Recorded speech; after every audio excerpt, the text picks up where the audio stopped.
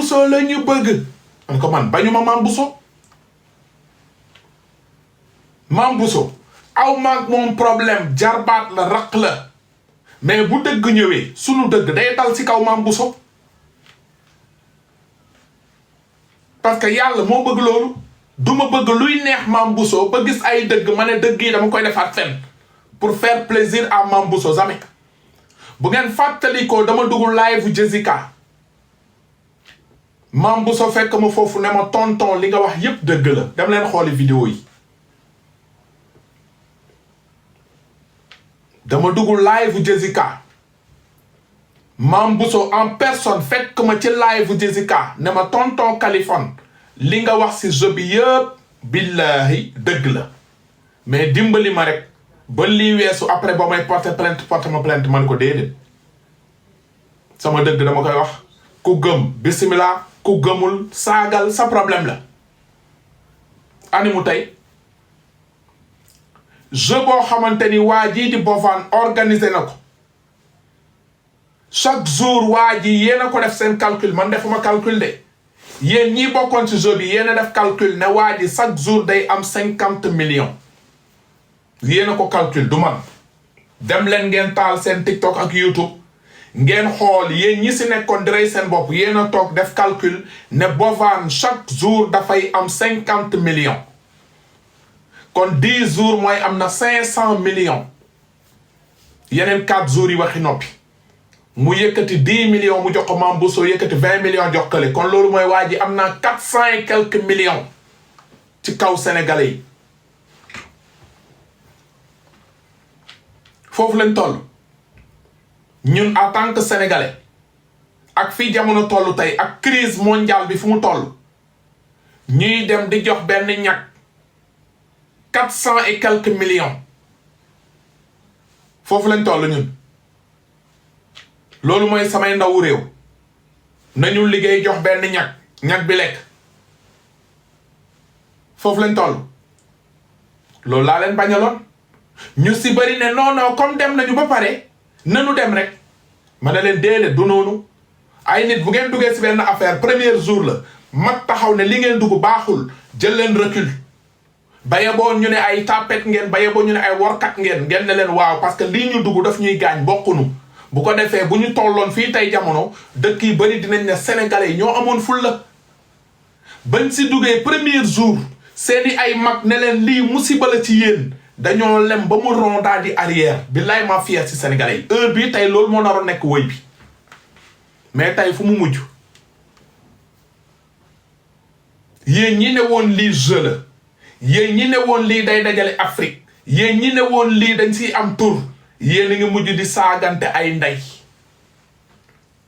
yéen a ngi mujj ñu ngi saaga Sénégal di saaga magu Sénégal yi di saaga kilifa Sénégal yi dem leen si live bu ñagi ñu ngi xëcc maam borom Touba ñu ngi koy saaga ñu ngi xëcc maam Alaaji Malick ñu ngi koy saaga ñu ngi xëcc sunu kilifa yi nekk Sénégal yépp ñu ngi leen di saaga ndax lan ay ndaw yu am 17 ans 18 ans 19 ans yéen a yàpp lu sunu ay maam yu liggéey lu maamu ñekki liggéeyul nar ngeen kontaan si lii nar ngeen bég si lii ay xale yi am 17 ans 18 ans Afrique ba mu daj amul ku si yàpp Sénégal Afrique ba mu daj amul ku maamu nit ku nekk ci Afrique muy Mali muy Guinée muy Togo muy Côte d'Ivoire ñoom ñëpp seeni maam xam nañ ne suñuy maam moo leen ëpp njëriñ ca yàlla parce que doo dégg benn maamu togole ñu ne ko yàlla fay na ko lii amul maamu togole boo gis si mbirum iblis lay dox ci mbirum seytaan lay dox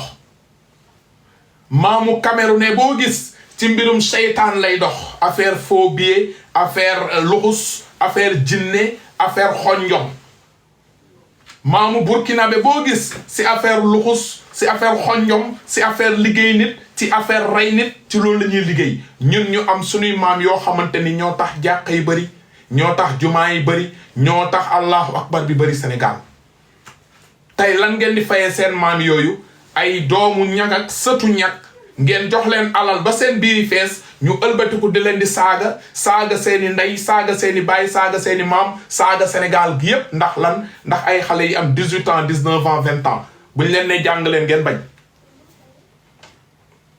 buñ leen ne jàng leen ngeen bañ buñ leen ne moytu leen ngeen ne kii dafa soxor ana soxor ki ngeen ma doon wax fu mu ne nii talu leen ne Kaliphone dafa soxor yéen ngi tal di dem di commentaire si ñag yi di saaga ñag yi di taal vidéo di jàkkaarloo ki yéen di saaga seeni ndey di leen di xas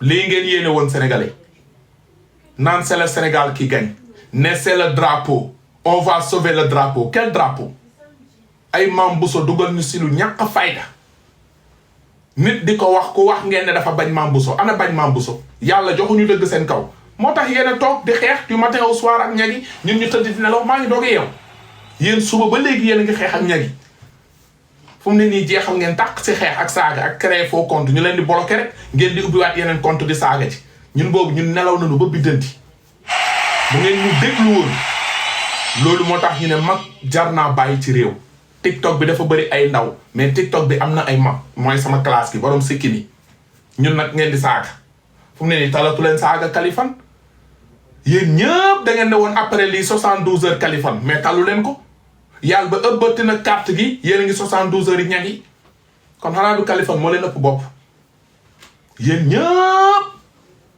da ngeen ne woon après lii ñu ñëw si Kaliphone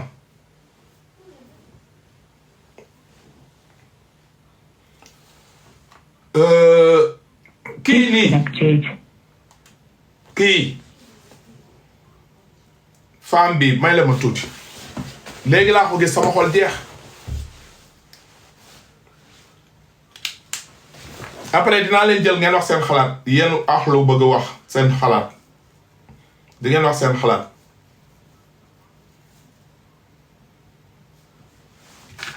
connected lii laa gis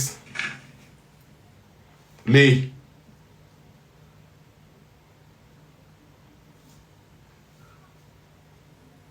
2-3 jours, vous salissez l'image d'un grand pays. Tout le monde entier vous regarde. Tout le monde entier est choqué de vos comportements. Comment est-ce qu'un jeu peut être pris de ce sorte-là? Comment est-ce que des gens peuvent jouer et on peut prendre un jeu et ça va devenir quelque chose d'aussi grave? Vous ne savez pas jouer? Vous ne savez pas ce que c'est qu'un jeu? Bande illettrée, adjovan rec, adjovanet rec, crevito de merde, vous allez parler de moi? Je suis obligé de vous suivre, je suis obligé de vous envoyer Lyon, je suis obligé de vous envoyer Univers. C'est votre argent, c'est vous qui me donnez. C'est vous qui me donnez. Vous pensez que j'ai besoin de vous, des adjovanet et des adjovan rec dans mes abonnés? Vous m'apportez quoi? Rien du tout. Rien. Moi, je veux les vrais Sénégalais. Je veux que les vrais Sénégalais s'abonnent à moi. Ceux-là qui ont reçu une éducation. Ceux-là qui savent parler à leur prochain. Ceux-là qui savent parler aux étrangers. Charlie Arta, thank you. Ceux-là qui savent parler aux étrangers avec respect. Ceux-là qui savent vendre l'image de leur pays. Moi, je vends bien l'image de mon pays. À travers moi, la Côte d'Ivoire est respectée. Parce que je montre aux yeux du monde que j'ai reçu une éducation. Je montre aux yeux du monde que je suis civilisé.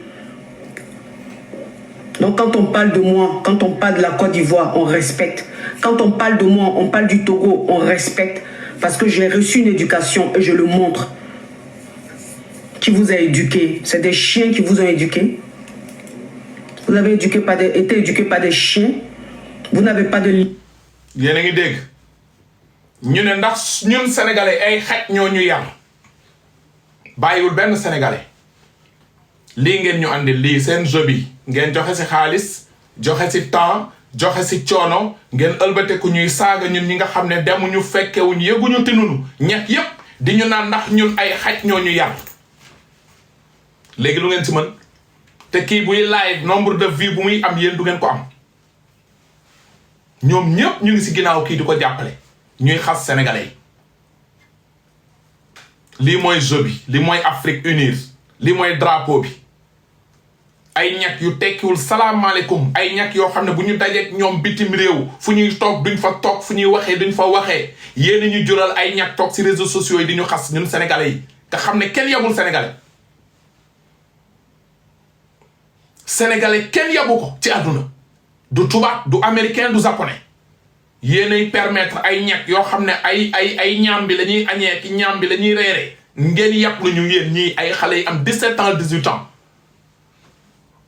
bañ leen di wax génn leen ci lii te ngeen saaga woon sunuy ndey bañ leen di wax génn leen ci lii da ngeen ñu ne woon nañu noppi nañ tëj suñu gémmiñ tey lii ngeen ñu andil ay ñàkk di ñu yàpp ñun ba mënuñoo siggi fenn sénégalais buy siggi ci réseaux sociaux bi jamono ji amul parce que xam nga lan moo tax parce que réseaux sociaux bi benn intellectuel toogu fi on est désolé madame je vais m'exprimer en français on est désolé madame vous avez traité les Sénégalais de tous les noms d'oiseaux mais sache que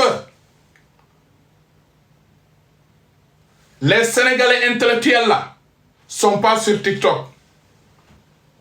Sur TikTok là, il y a que mon genre là, CM2 et les CI, les CP. Tu sais très bien les Sénégalais sont plus malins, plus intellectuels dans l'Afrique. Les Sénégalais intellectuels là, ils sont dans les universités. Ils sont pas sur TikTok. Les Sénégalais intellectuels là, ils sont sur Facebook, Twitter. Ils sont pas sur TikTok. TikTok c'est fait pour les illettrés, les calasses de moi. Les CM2, les CM1, les CP.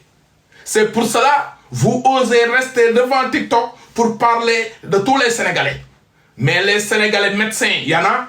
Les Sénégalais dentistes, il y en a. Les Sénégalais biographies, il y en a. Les Sénégalais étudiantes, il y en a. Les Sénégalais experts, il y en a. Les Sénégalais ingénieurs, il y en a.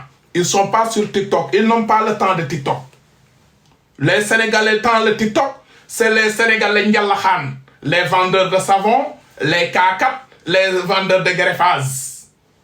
Mais les Sénégalais, 100% Sénégalais là, c'est ceux qui sont Université Cheikh Anta Diop, qui ont appris comment fabriquer avion, comment fabriquer de l'huile, comment fabriquer de riz, comment fabriquer de bateaux.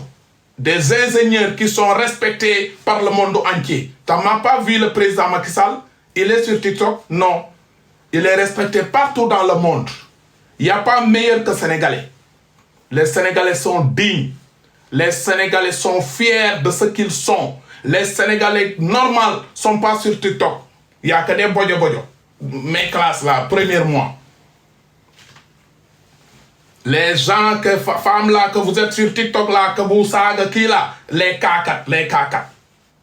Mais les Sénégalais normaux ne sont pas pour TikTok pour vous répondre.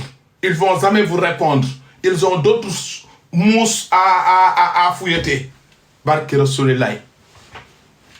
Si les Sénégalais malins étaient sur TikTok, Bovan ne va pas mettre son baram là sur le tas des khalés qui sont partis dans votre jeu là. Mais heureusement, même moi qui n'a pas fait les bons, j'avais vu que Bovan allait prendre son doigt pour mettre dans les tours des gens qui étaient partis dans son jeu là. Bilay. Et ils ne m'ont pas écouté. Mais les Sénégalais qui comprennent bien, qui sont très malins, ils ne sont pas sur TikTok. S'ils étaient sur TikTok là, ils vont bien parler leur famille. Hey, partez pas dans ce jeu. Mais eux, ils sont dans les calculs, ils sont pour construire un Sénégal meilleur pour demain. Je sais que vous êtes jaloux du Sénégal. Parce que comme le Sénégal est là, Sénégal n'a jamais suivi de coup d'État. Sénégal n'a jamais eu de problème. Sénégal n'a jamais eu d'affaire de... Waouh! C'est pour cela que vous êtes jaloux du Sénégal. N'est peine perdue. Nous, on sait très bien que nous sommes les Bug. Waouh, waouh, Billahi. Nous, on sait très bien que Nangadef, waouh, rek, waouh, c'était pour manger l'argent des Sénégalais. Nous, on sait. On avait averti les enfants, Nangadef, waouh, waouh, kay, Nangadef, rek, Sénégalais, rek, c'était pour Djelsen Barami, Dougal Koti, tout nous, Halei. Mais nous, savons nous. Mais comme nous, lolu bah, na si nous, tere moute bail mougis. Tere moute bail mougis. Waouh, Sénégalais, rek, King Saliou. Waouh, Sénégalais, rek, King Saliou. Waouh. Et oui, maintenant King Saliou, waouh. Yéen ngi fofu di saga ay maamu King Saliou. Ñun xam nañ seen jikko, yéen ñagi. Baaxu leen ci kër, baaxu leen ci àll. Baaxu leen ci kër, baaxu leen ci àll. Ñett lu mu mënta teg dil bokkul. Ñett bu ngeen demee tey brigade de recherche Sénégal kuñ ci mën a jàpp affaire arnaque ñag bay jiite réseau bi affaire trafic drogue kuñ ci jàpp ñàkk a nekk ci réseau bi affaire faux billet kuñ ci jàpp ñàkk a nekk ci réseau bi affaire de triande arnaque carte bancaire kuñ ci jàpp ñàkk a nekk ci kanam yéen xamu leen ñag donc bu ngeen ñu yeploo ba ñagi toog di ñu saaga di naan ay xaj ñoo ñu yar yéen a ñu yeplu yéen xale yi 19 ans 18 ans yi mais ñun ñag musuñoo yep ñag mooy jël passeport sénégalais defaat ko passeport américain xamu leen ñag ay xale ngeen vous êtes des petits vous êtes des petits ñag n'a jamais bëgg liggéey bu am full ak fayda triande rek liggéey ñag boo gis coiffure jaay mees parce que yaa amba loo xamante ni business ñag business rek business moo tax les univers que vous envoyez là du xaalis bu baax hier Sénégal la douane a attrapé Kër Massar xaw ma fan 3 milliards faux billets bu doon ñàkk yi la du ñu attrapé 3 milliards faux billets moo tax buñ leen ne nekk leen nit da ngeen war a nekk nit gis nga Sénégal démb brigade de recherche jàpp na fa 3 milliards de xaalis faux billets semaine passée jàppoon nañu ay 10 milliards faux billets chaque semaine nga dégg ko mais ñag yi doo dégg jàpp nañu ay milliards faux billets dañuy bàyyi mu jàll business la léegi milliards faux billets yooyu la ñuy jël di ko dugal seen compte di ko jënd ay univers ak ay gaynde ban nit mooy jaay tomate jaay pomme de terre jaay café ba am alalam boobu ñëw di ko jënd ay gaynde nit bu nar a jënd ji gaynde yooyu jënd ko brique ak ciment tabax ko kon yéen wéru leen yéen xamu leen ñag yi univers yi ñu doon joxe gaynde yi ñu doon joxe loolu yépp c'est de l'argent tilim l'argent sale muy xaalisu dorog xaalisu faux billet xaalisu affaire de kaay ma jaay la jigéen affaire cagatu loolu kese léegi loolu dañuy am seeni carte yoo xam ne dañ koy roof munoon nañ maye 500 000 gaynde duñ ko yëgal seen yaram parce que boo xoolee seen loxo yi doo gis mu dagg defuñu manee bar liggéeyuñ mais yéen Sénégal be seen yaay jaay café Touba ñii seen yaay jaay ay ndambe ngeen bëgg naan yaay joxeel 2000 Orange Money Wave bu ñu waxee ngeen mer lu ngeen di mer lu ngeen di bokk ak jeu ak ay ñekk da ngeen gis algériens yi bokku si da ngeen gis marocains yi bokku si da ngeen gis mauritaniens yi bokku si parce que xam nañ ne ñekk lépp lu mu dugg affaire arnaque la léegi maa ngi gis tey ay vidéo Bovan jël naan may nañ ko oto loolu yëpp ay dil la may ñu ko oto boo gis ku ko may oto boobu xoola ay jaaykatu drogue ñooy yëkkati oto may ko yow kon yéen wéru leen lii lañ leen bañaloon ngeen ne Kaliphone dafa soxor ak a soxor kii xol bu bon la yor yàlla na ma yàlla yàgg ak bàyyi ak sama xol bu bon bu dee lii mooy xol bu bon gis dëgg te di ko wax ngeen bañ ngeen di may saaga rek di ma xas rek pour lan pour luy neex maam bu so wala je sais pas quoi nekkuma si yooyu nous vrais Sénégalais on est fiers d'être Sénégalais on représente le Sénégalais partout dans le monde ñeeg yi seen bopp xam nañ ne Sénégalais yi ñoo leen gën a digne de ce nom xam nañ loolu mais bu ñu toogee ba kii nga xamante ni si TikTok bi lay xëy du matin au soir buy live 13h lay live ba 20h di naan sénégalais rek di sant di gërëm sénégalais tey kii moo leen mën a xas baax na si yéen kii. Limite bande de illettrés adjovanet rek qu'est-ce qu'il y a? Depuis 2-3 jours on ne peut pas respirer sur la toile, vous vous faites remarquer. En plus si c'était en bien mais en mal. Et que des illettrés, avec des français tordus, avec des écritures, mon Dieu, tu as mal à la tête. Qu'est-ce qu'il y a? Allez, rentrez dans votre trou, là. Retournez dans votre trou, les rats d'égout. On ne veut plus vous voir.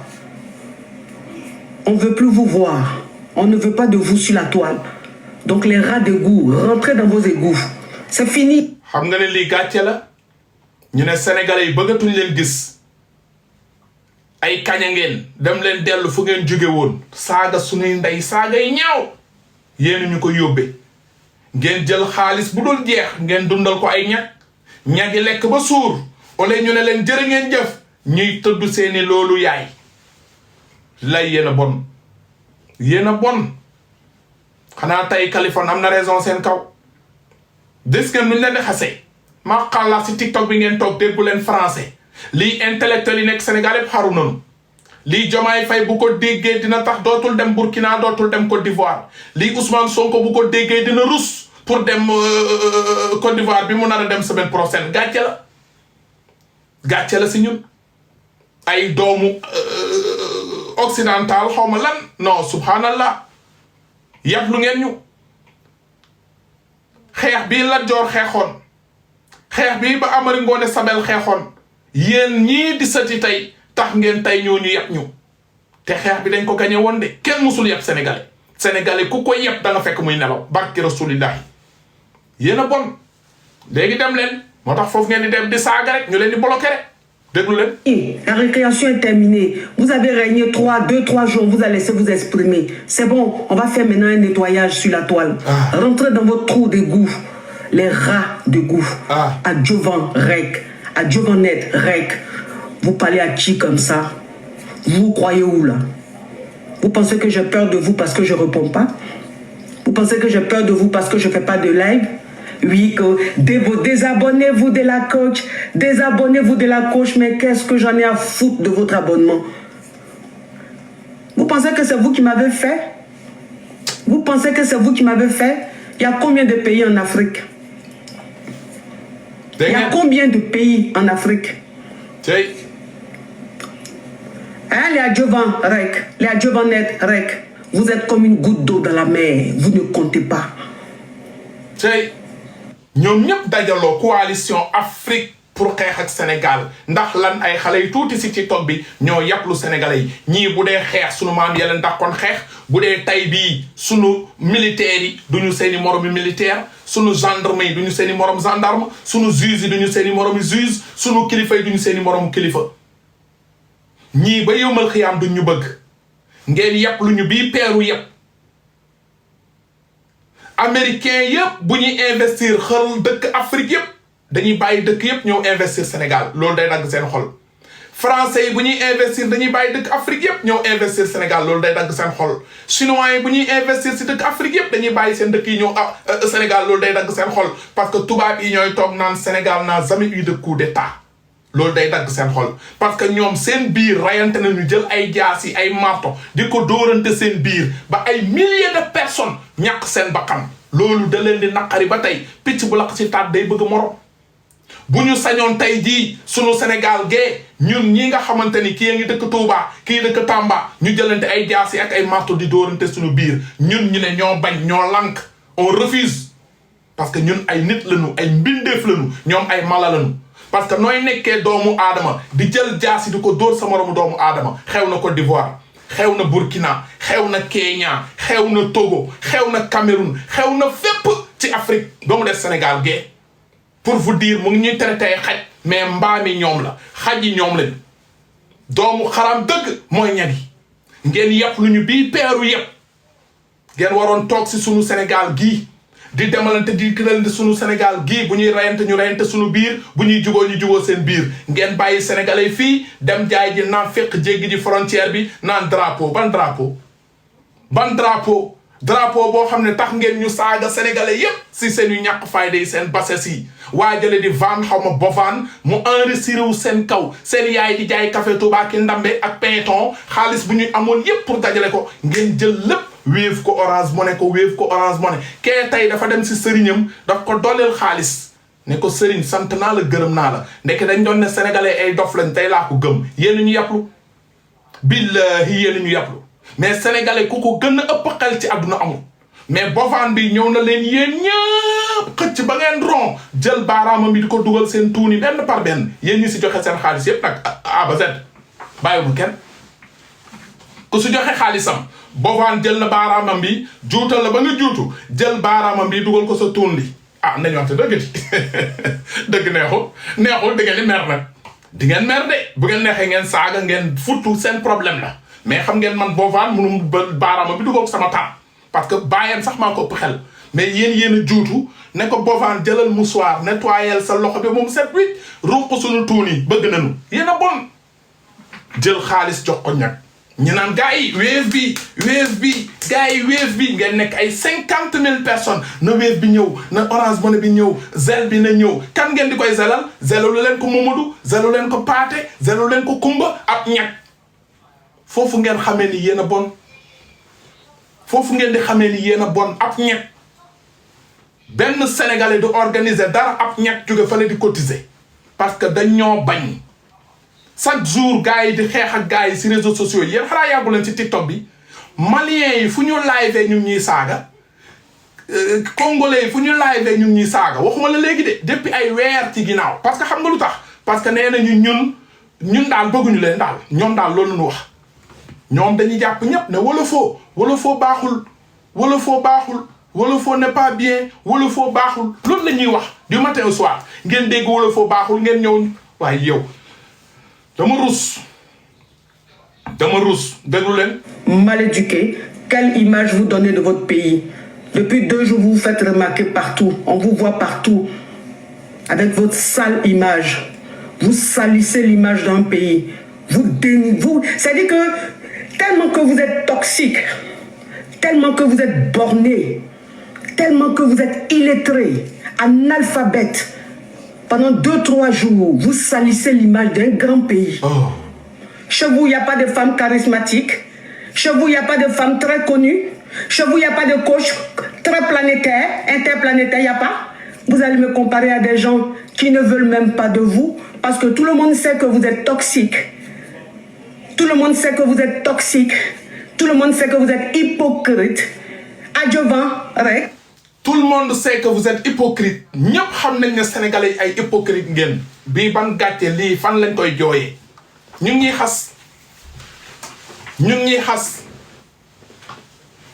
te hypocrite buñ koy wax ci ñoom la fekk baax baadoola buñ koy wax ci ñoom la fekk baax mais yàpp lu ngeen ñu te lii mën na jur musiba tey ñu ngi saaga suñuy ndey tey mën nañu gis benn sénégalais ci dëkk Côte d'Ivoire wala dëkk Burkina Faso ne sénégalais yi seen waa kër ñuy saaga dóor benn ñaar ñett nit mu andi coow loo xamante ni après état ak état ñooy xeex ci ay affaires yu ñàkk bopp yu ñàkk génn buñ leen waxee ngeen di dëgër bopp naan Kali daf leen a bañ fu mu leen bañee gis ngeen lii fu mu jur compétition boo xam ne basé wul ci dara amul bopp amul génn Bovane ba muy organiser lii ci yan critère la ko organiser kan moo déggoon Bovane lancé ne way les sénégalais dafay am compétition dans 2 mois ou 3 mois bépp liveur sénégalais defal sa candidature il faut nga am 19 ans ou 20 ans taille 1m51 noir ou parti pata déggu leen ko xëy rek jël Mame Bousso rek gàddu walisam rek yóbbu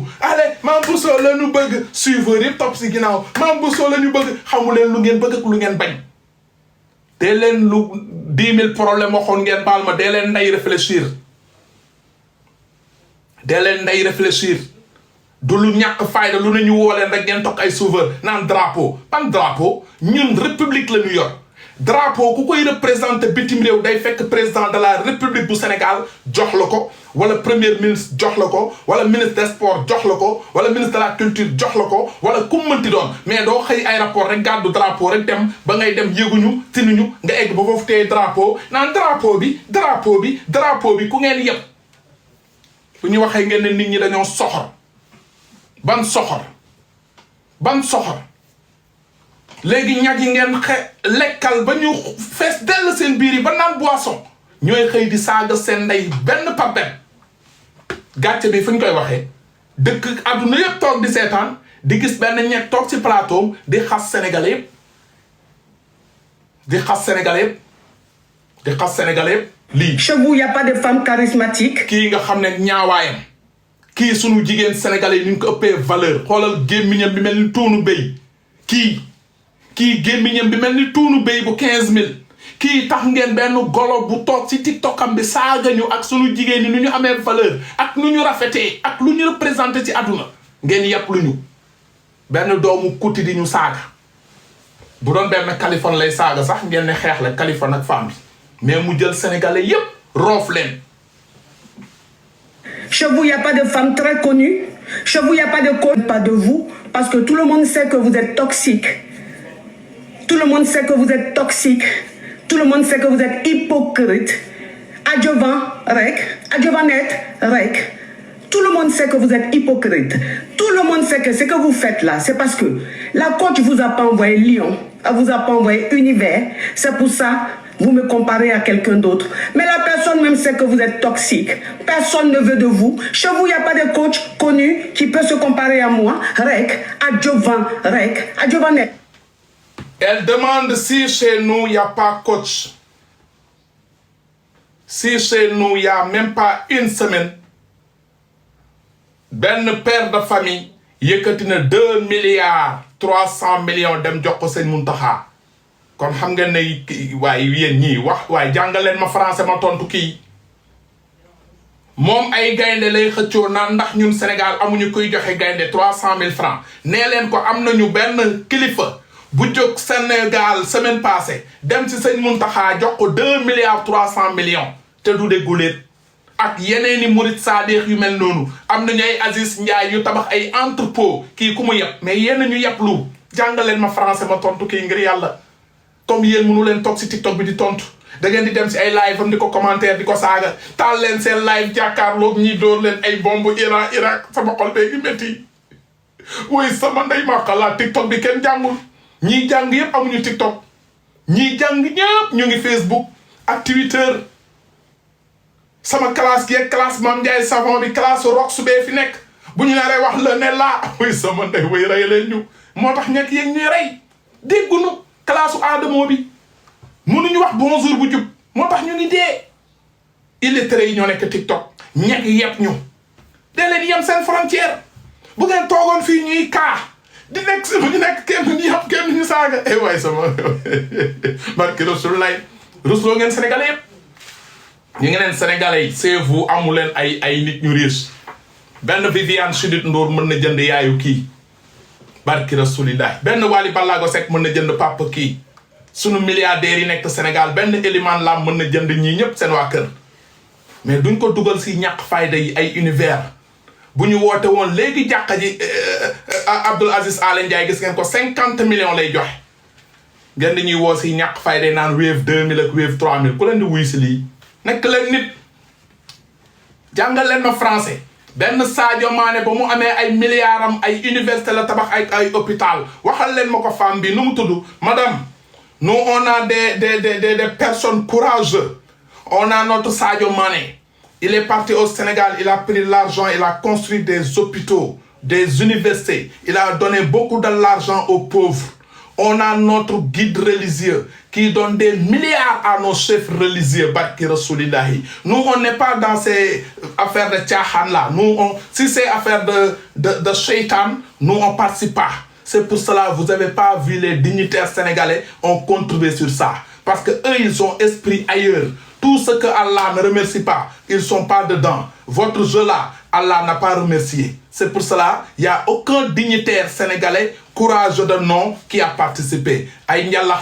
C'est eux qui ont participé. Am 500 000, am 200 000, am 20 000, am 30 000. Mais toute personne intellectuelle n'a jamais donné son argent sur vos œufs là. Mais comme il y a une seule madame, ton cerveau là, derrière ton tête là, c'est pour cela que tu as donné 20 lions ou 30 lions. Parce qu'il n'y a pas Allah dedans. Tout ce qu'il n'y a pas Allah dedans, nous on ne fait pas. Parce que le jeu là, il n'y a pas Allah dedans. Billahi barki Rasulillah. Jàngaleen ma nasaraan jàngaleen ma nasaraan ma tontu kii tontu yi saf ñun am nañu argument. Tout ce que Dieu ne remercie pas, nous on n'est pas dedans. Parce que votre jeu là, vous avez fait 5 milliards. Vous n'avez pas un seul Allah récompense d'Allah, il n'y en a pas. Tandis que si c'est construction Juma, les Sénégalais vont participer, il y a Allah qui va dire, Mashallah, Barki Rasulillah.